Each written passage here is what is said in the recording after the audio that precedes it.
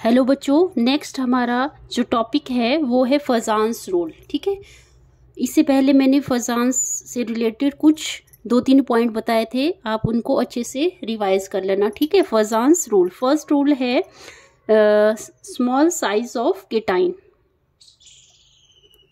Small size of cation, ठीक है, small size of cation. अगर केटाइन का जितना स्मॉल साइज होगा उतनी ही ज्यादा उसकी पोलराइजिंग पावर होगी। Small the size of cation,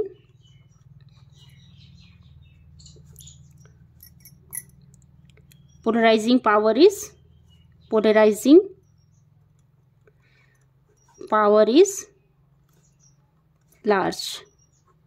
ठीक है, उतनी ही ज्यादा पोलराइजिंग पावर होती है। अब ये पोलराइजिंग पावर क्या चीज है? जैसे ये आपका मान लो केटाइन है और ये एनाइन है। पोलराइजिंग पावर क्या होती है? ये जो केटाइन है, केटाइन में क्या होती है? पावर होती है किसको अट्रैक्ट करने की? इस एनाइन को अट्रैक्ट करने की। तो जैसे ही केटाइन एनाइन के नजदीक जाएगा, ठीक है, पहले तो इसकी शेप स्फेरिकल होगी, पर जैसे ही केटाइन इन वाले इलेक्ट्रॉन को अपनी तरफ अट्रैक्ट करेगा तो इसकी शेप कुछ ऐसे डिस्टॉर्ट हो जाएगी। ठीक है, मतलब ये इलेक्ट्रॉन है, ये यहाँ आ जाएंगे। ठीक है, और यहाँ पे पॉजिटिव चार्ज। तो ये क्या हो रहा है? पोलराइजिंग पावर का मतलब है केटाइन की ऐसी पावर जो एनाइन को क्या कर रही है? इसकी शेप को डिस्टॉर्ट कर रही है, इसको पोलराइज कर रही है। एनाइन को क्या कर रही है? पोलराइज कर रही है। उसको बोलते हैं पोलराइजिंग पावर। ठीक है, तो small the size of cation, larger will be its polarising power. Okay, I hope आपको समझ आ गया होगा। और इसमें एग्जाम्पल है जैसे कि हमें पता है लिथियम, सोडियम, पोटाशियम, रेबियम, नीचे की तरफ क्या होता है? साइज इंक्रीज होता है। इन केटाइन का साइज क्या होता है? इंक्रीज। तो इसका साइज छोटा होगा, फिर इससे बड़ा इसका होगा, इससे बड़ा इसका होगा, इससे बड़ा इसका होगा। तो अगर हम अगर हम इंक्रीजिंग ऑर्डर में लिखें तो कैसे लिखेंगे? लिथियम क्लोराइड, इसका कोवेलेंट करेक्टर क्या होगा? ज्यादा होगा as compare to sodium chloride. फिर सोडियम क्लोराइड से ज्यादा इसका होगा, फिर रेबियम क्लोराइड। तो सबसे ज्यादा कोवेलेंट करेक्टर क्या है? इसमें होगा। ठीक है, कोवेलेंट करेक्टर भी इसमें होगा और पोलराइजिंग पावर भी सबसे ज्यादा लिथियम क्लोराइड में होगा। क्यों होगा? क्योंकि जो लिथियम है, लिथियम क्या है?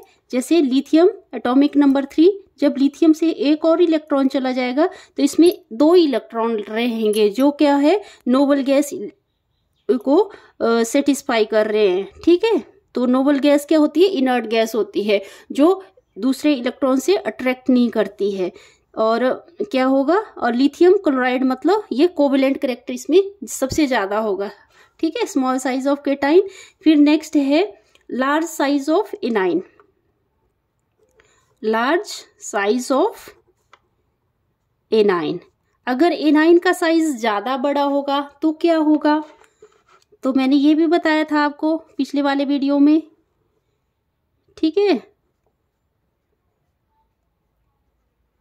ये केटाइन है और ये एनाइन है। तो अगर एनाइन का साइज बड़ा होगा तो क्या करेगा? ये एनाइन भी तो इसकी तरफ अट्रैक्ट होगा। ये खुद को क्या करेगा? पोलराइज करेगा। ठीक है, जिसको हम क्या बोलते हैं? पोलराइजेबिलिटी बोलते हैं। मतलब अगर साइज ऑफ एनाइन बड़ा होगा तो पोलराइजेबिलिटी भी क्या होगी? ज्यादा होगी। Polarisability will be large. ठीक है, पोलराइजेबिलिटी कैसी होगी? ज्यादा होगी।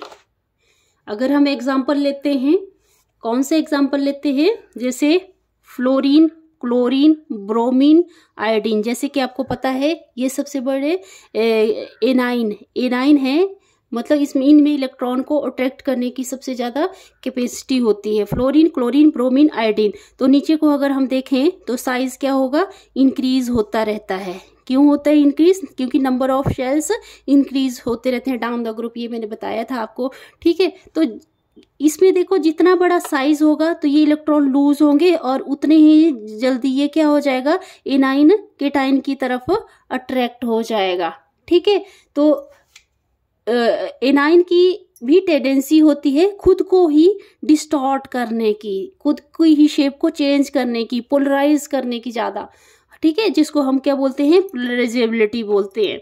फिर थर्ड केस था large charge on the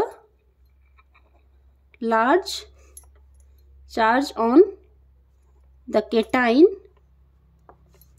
और एनाइन, ठीक है, लार्ज चार्ज ऑन केटाइन और एनाइन।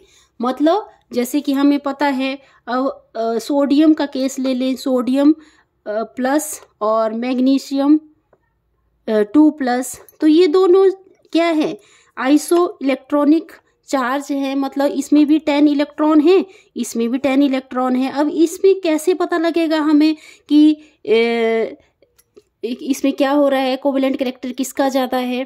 तो उन्होंने जो फजान्स रूल था, फजान रूल के अकॉर्डिंग क्या बोला गया कि जिसका केटाइन ज़्यादा होगा या एनाइन ज़्यादा होगा जिसके ऊपर, ठीक है, केटाइनिक चार्ज या एनाइनिक चार्ज जिसके ज़्यादा होंगे उनका कोवेलेंट कैरेक्टर क्या होगा, ज़्यादा होगा। तो इसके अकॉर्डिंग Mg2 पॉजिटिव का कोवेलेंट कैरेक्टर ज़्यादा होगा एज कम्पेयर टू मैग्नीशियम। वैसे ही अगर हम, ये केटाइन का केस हो गया, वैसे ही अगर हम O2 नेगेटिव और F नेगेटिव, तो इसमें भी 10 इलेक्ट्रॉन है, इसमें भी 10 इलेक्ट्रॉन है, ये भी आइसोइलेक्ट्रॉनिक स्पीसीज है, ठीक है। तो मैंने क्या बोला कि फजान रूल के अकॉर्डिंग जिसका चार्ज, केटाइनिक चार्ज या एनाइनिक चार्ज, ठीक है, ज़्यादा होगा उसका कोवेलेंट कैरेक्टर क्या होगा, ज़्यादा होगा, ठीक है, उसका कोवेलेंट कैरेक्टर ज़्यादा होगा और उसकी पोलराइजिंग पावर भी क्या होगी, लार्जर होगी, ठीक है, पोलराइजिंग पावर भी लार्जर होगी, ठीक है। फिर है फोर्थ केस, इलेक्ट्रॉनिक कॉन्फ़िगरेशन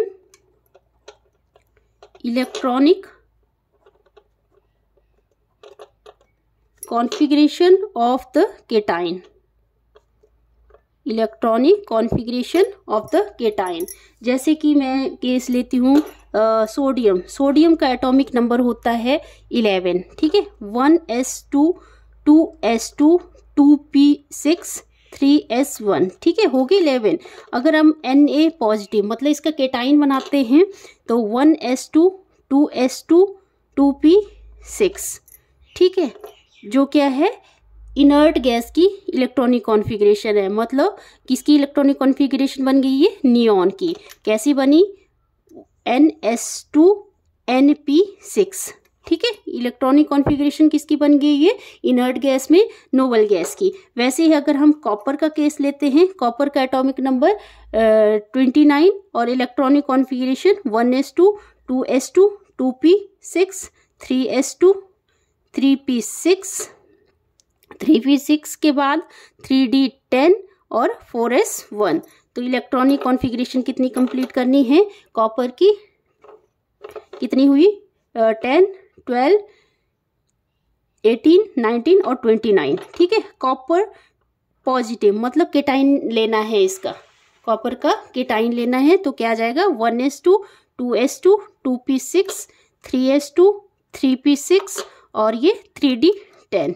तो यहाँ पे देखो इलेक्ट्रॉनिक कॉन्फ़िगरेशन इसकी भी नोटिस करो, ये होती है NS2 NP6 3ND10। मतलब इस वाली इलेक्ट्रॉनिक कॉन्फ़िगरेशन को बोलते हैं सूडो नोबल गैस कॉन्फ़िगरेशन, ठीक है, सूडो नोबल गैस